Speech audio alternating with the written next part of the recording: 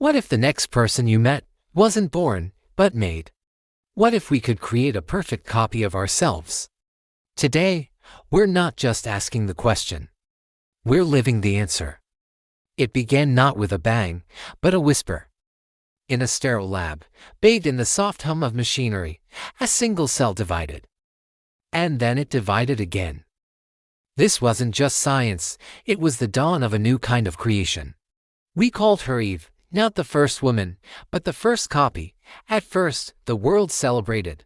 We had conquered disease, defied aging, and touched the face of immortality. Leaders, scientists, artists, their genius could now live forever. We built a utopia on the promise of a second chance.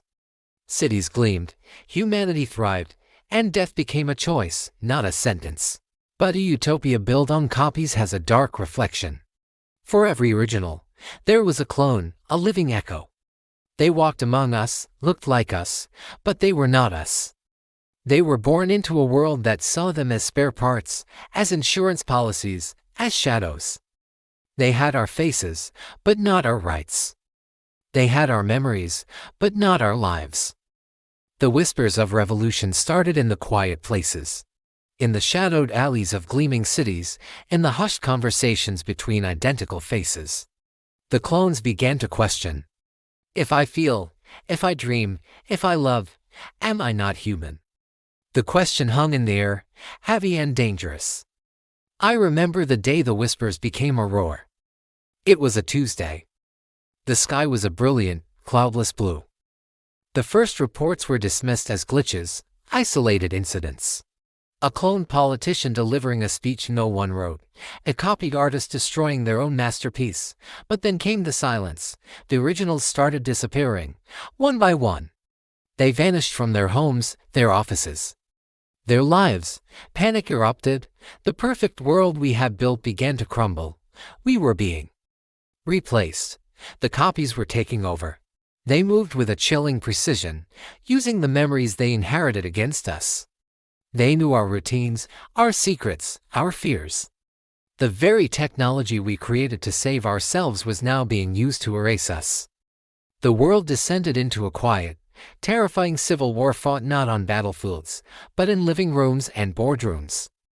You couldn't trust anyone, not even your own reflection in the mirror. I was a journalist, one of the originals. I had documented the rise of the clones, celebrated their creation. Now, I was hiding, running from my own face. My copy, my other self, was hunting me. He wanted my life, my history, my name. I saw him on the news, living my life, better than I ever had. He was charismatic, successful, loved. And I was nothing. A ghost in a world I no longer recognized. The conflict wasn't about power or territory. It was about something far more fundamental, the soul. Did a copy have one? Or was it just an echo, a perfect imitation of life? We looked into the eyes of our duplicates and saw our own ambition, our own flaws, our own humanity staring back. And it terrified us. In the end, there was no grand battle, no final victory. The world just changed. It settled into a new, an easy reality. A world of two kinds of people, originals and copies, forever intertwined. The line between them blurred until it was impossible to tell who was who. Maybe that was the point. We had sought to become gods, to create life in our own image. But in doing so, we had only created more of ourselves flawed, beautiful, and terrifyingly human. We didn't conquer death, we just created a new way to be haunted. Now, we live in the echo, a world where you can never be sure if the person you love, the leader you follow, or even the face you see in the mirror, is the original. We wanted to live forever. But we lost ourselves in the process. So I ask you, if you had the chance to create a perfect copy of yourself, a second chance at life, would you? And when your copy looks back at you, who do you think they will see? A creator, or a rival? Think about it. Thanks for watching. If this story made you think, subscribe and turn on notifications so you don't miss our next journey into the unknown.